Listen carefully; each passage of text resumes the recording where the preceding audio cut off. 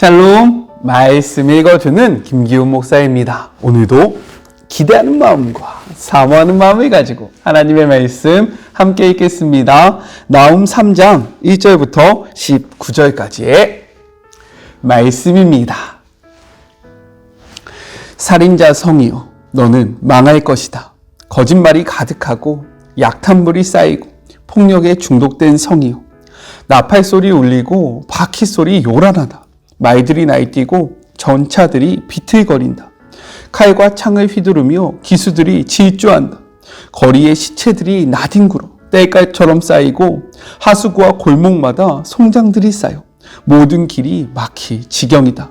그리고 창녀들, 끝없는 창녀들, 치명적 매력의 창녀 도성이여, 너는 악한 주문으로 민족들을 유혹해 파멸시키는 마녀다. 창녀 니느웨야, 너는 내 원수다. 나 만군의 하나님이 너를 대적한다. 세상을 호리는 너의 그 비단 옷을 벗겨 온 세상 앞에서 발가 벗길 것이다. 모든 민족이 내 적나라한 실체를 보게 할 것이다. 내 정체가 무엇이며 무슨 짓을 해왔는지 보게 할 것이다. 내게 개똥을 퍼부은 다음 모두가 볼 수 있게 전시대에 올려놓고 이렇게 써붙일 것이다. 창녀 전시 중.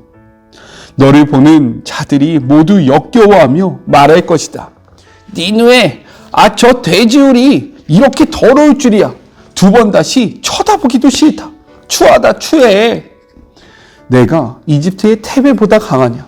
나의 강 옆에 자리하여 거대한 강이 보호벽과 방어벽이 되어준다며 천하무적이라며 뻗대던 테베 말이다. 남쪽은 에디오피아가, 북쪽은 이집트가 그리도와 경계를 서주었고 언제든 나서서 도와줄 힘센 친구들 북과 리비아가 있었다. 하지만 테베가 어떻게 되었느냐. 성 주민 전체가 끌려가 난민이 되었다. 대낮에 대로에서 아기들이 길바닥에 맺혀져 죽고 고관들이 경매에 붙여져 팔려갔으며 유명 인사들이 사슬에 묶여 끌려갔다. 니느웨야, 알아두어라. 너도 그렇게 될 것이다. 어디에 부딪히는지도 모른 채 이리저리 비틀거리며 누울 곳을 찾는 취객처럼 될 것이다. 너의 요새는 복숭아 나무 같다. 익을 대로 익어 수확만 기다리는 복숭아. 나무를 살짝만 흔들어도 배고파 쩍 벌린 입속으로 우수수 떨어진다. 현실을 똑바로 보아라. 내 전사들은 힘없는 겁쟁이들이다. 그들은 봉에 지나지 않는다. 내 국경은 틈이 벌어진 문이다. 적들이 들어오는 것은 식은 죽 먹기다. 무슨 수로 그들을 막겠느냐. 포위에 대비해 물을 비축하여라. 방어망을 강화하여라. 기초를 다져라. 진흙을 가져다가 벽돌을 만들어라. 하지만 안 됐구나. 너무 늦었다. 원수가 놓은 불이 너를 살릴 것이다. 원수가 휘두르는 칼이 너를 갈기갈기 찢어 놓을 것이다. 너는 메뚜기 떼에게 뜯기듯 물어 뜯길 것이다. 그렇다. 메뚜기 떼에 당하는 것이 내게 합당한 운명이다. 너 자신이 바로 메뚜기 재앙이기 때문이다. 상점과 상인들을 끝없이 늘려온 너. 사는 자와 파는 자의 수가 하늘의 별보다 많다. 메뚜기 떼 재앙이다. 온 지역을 깡그리 털어먹은 다음 나라가 버리는 메뚜기 떼다. 내 관료들이 메뚜기들이고 내 브로커와 은행가도 메뚜기들이다. 처음에는 너를 위해 봉사한다며 만면에 웃음을 띠고 선심을 쓰지만 후에 뭔가 묻거나 불평한 것이 있어 찾아가면 그들은 종적도 찾을 수 없다. 아시리아 왕아, 목자가 되어 백성을 돌보라고 내가 세운 지도자들은 지금 딴짓을 하느라 정신없다. 그들은 책임을 다하고 있지 않다. 내 백성이 뿔뿔이 흩어져 길을 잃고 헤매는데 아무도 보살펴 주지 않는다. 너는 돌아올 수 없는 강을 건넜다. 내가 입은 상처는 치명적이다. 내 운명에 대한 이야기를 듣게 되면 온 세상이 박수를 치며 환호할 것이다. 내 흉악은 세상 구석구석까지 마술을 뻗쳤다. 그 악에 고통을 받지 않은 사람이 없다. 이것은 하나님의 말씀입니다. 오늘의 말씀은 내용상 두 부분으로 나눠서 생각해 볼 수 있습니다. 먼저 첫 번째 1절부터 7절 피의 성을 향한 여호와의 경고입니다. 우리 1절의 말씀을 개역개정으로 다시 한번 읽어볼까요? 화 있을진저 피의 성이요 그 안에는 거짓이 가득하고 포악이 가득하며 탈취가 떠나지 아니하는도다 라고 기록되어 있습니다. 피의 성이라는 표현은요, 니느웨의 잔인함을 단순하면서도 분명하게 보여주고 있는 표현이에요. 실제 니느웨, 즉 아수르는요, 그들이 근동의 패권을 장악했을 때 주변국들, 주변 민족들에 대해 무자비하며 잔혹하고 잔인하게 이를 데 없는 포악한 행위를 자행했습니다. 문헌에 따르면요, 아수르가 전쟁에서 승리했을 때 포로들의 손과 발을 자르고 귀와 코를 도려내고 눈을 뽑으며 목을 쳐 떨군 다음에 나무에 매달아 두게 했다라고 기록이 되어 있고요. 또 그 시체를 성문에 쌓아 두기까지 했다라고 이야기합니다. 심지어 산 사람에게 말뚝을 밟고 아주 천천히 온몸의 껍질을 벗겨내는 일도 서슴지 않았다라고 기록되어 있어요. 그렇기 때문에 니느웨 성은요, 주변 국가, 주변 민족들의 피가 가득한 성이다라고 우리가 생각할 수 있는 거예요. 2절과 3절은요, 전쟁의 모습을 생생하게 표현하고 있습니다. 이 전쟁에 관한 모습은 관점에 따라 두 가지로 해석되어집니다. 먼저는요, 니느웨 성을 공격하는 군사들의 모습이다라고 이야기하고요.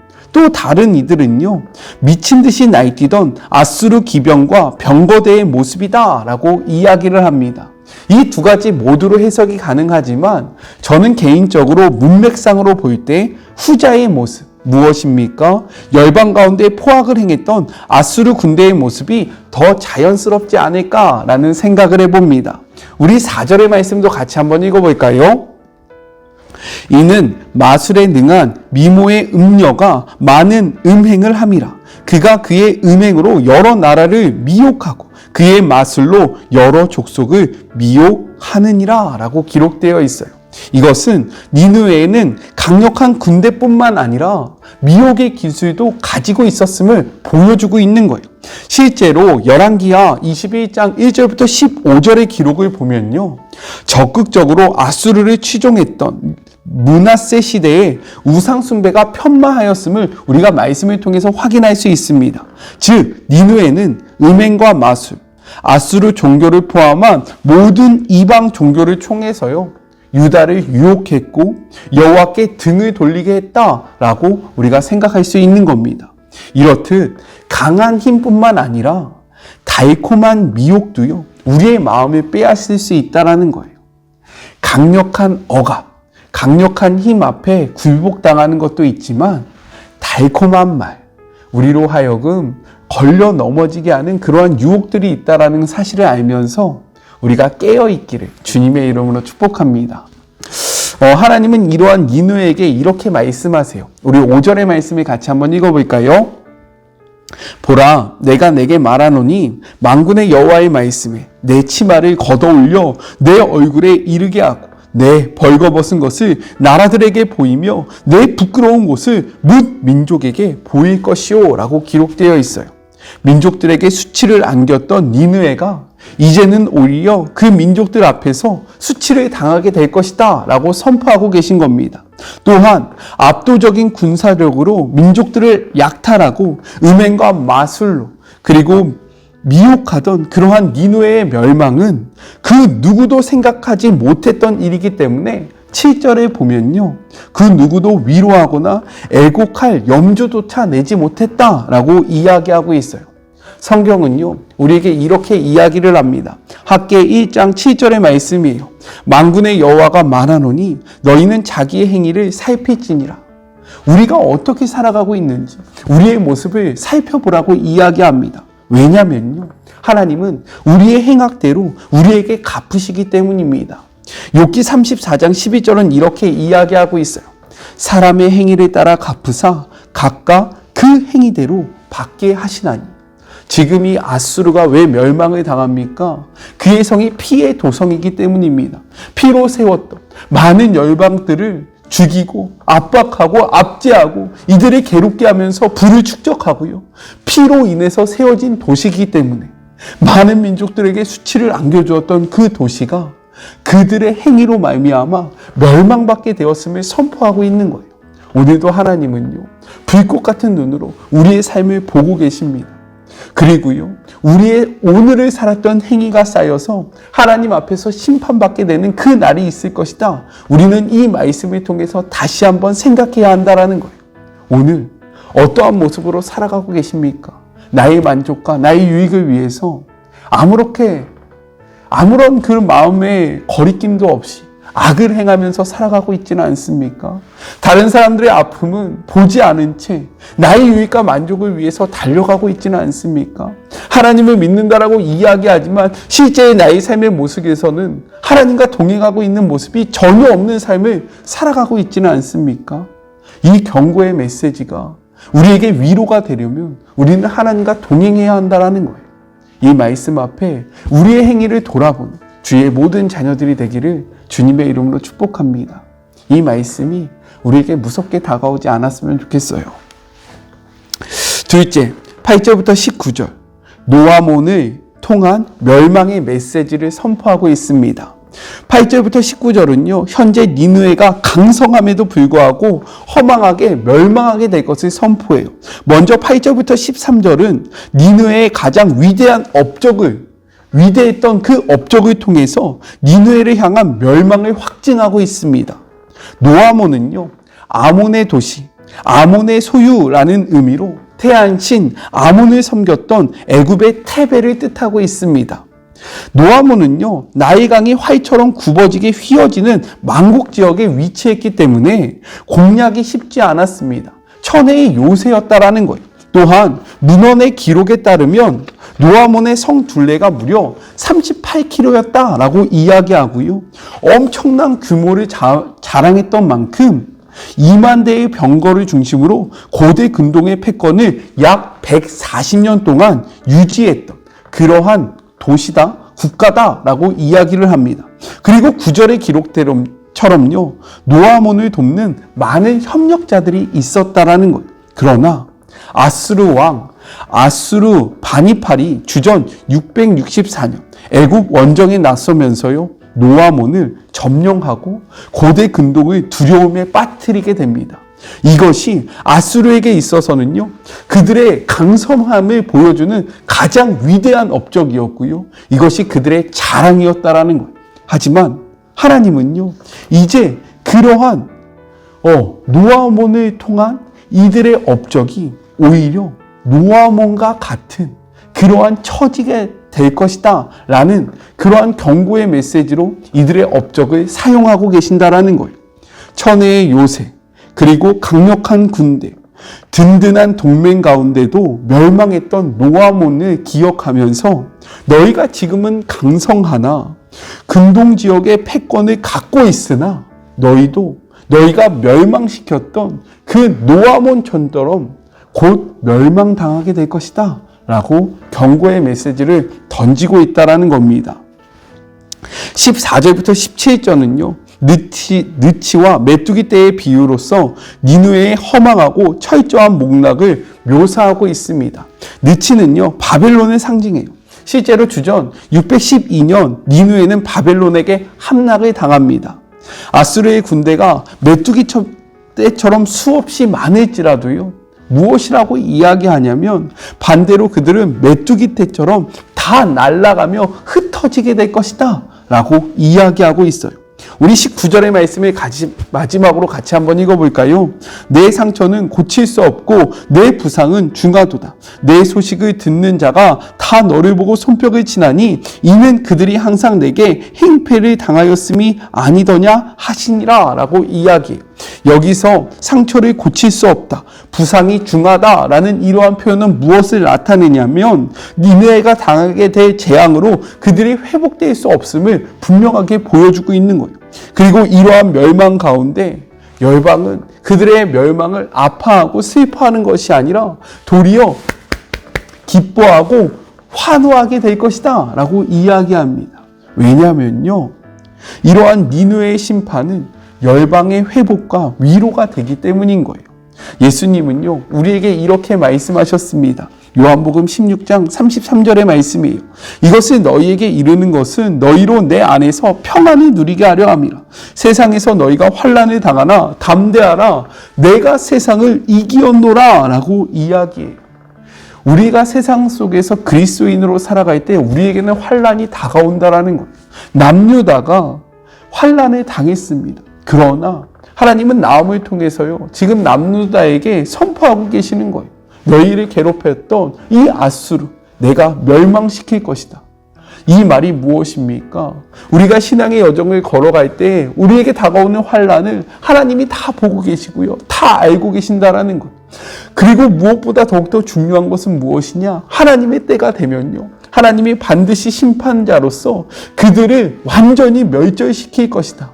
그리고 우리에게 승리를 안겨줄 것이고 우리의 수치와 아픔을 정말로 기억도 하지 않을 만큼 깨끗이 씻겨주실 것이고 우리를 회복시켜 주시며 우리를 높여주실 것이다 라고 말씀하고 계신 겁니다.